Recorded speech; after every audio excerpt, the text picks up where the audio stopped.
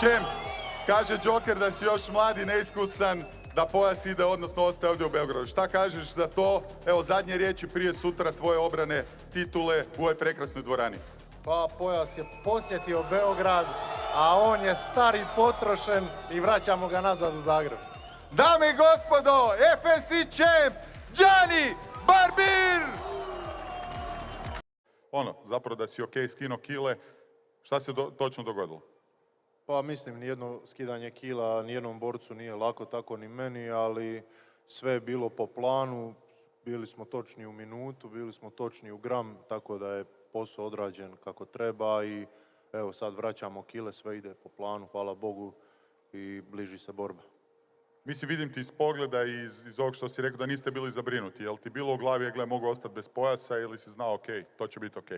Pa ne, doslovno kad sam došao na vagu, falio sam za 100 grama jer vaga koja je bila gdje smo skidali kile u sauni je pokazivala 100 grama više, pa smo samo morali skinuti još 100 i to je to, laganica, u 5 minuta doslovno. Znači, tehnikalija, teror, ti si poznat po vraćanju kila ne nakon meča, nakon vage, nego nakon što koliko je teže ići na 5, odnosno na 3. Pa naravno, borba od 5 rundi morate pristupiti taktički potpuno drugčije nego za 3. Priprema je zapravo uvijek i ista.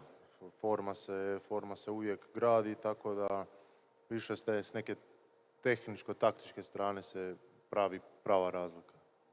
Šta ti očekuješ od arene? Bio si u Zagrebu, mislim čak 2 puta, je li tako? Nastupio, isto brutalna atmosfera, ali evo, prvi put ćeš biti na gostujućem terenu i sve se čini da ćeš imati publiku protiv sebe. Znam da ćeš reći, ok, to mi ništa ne znači, ali što očekuješ ova 2 dana ovdje u Beogradu? Pa prošle godine sam bio tu, gledao Janičića protiv Bojkovića i stvarno ova arena to je nešto posebno i ko nije bio ne može uopće shvatiti o čemu se tu priča i jednostavno FNC s publiku kakvu ima i kako to sve izgleda, jednostavno spektakl nas čeka.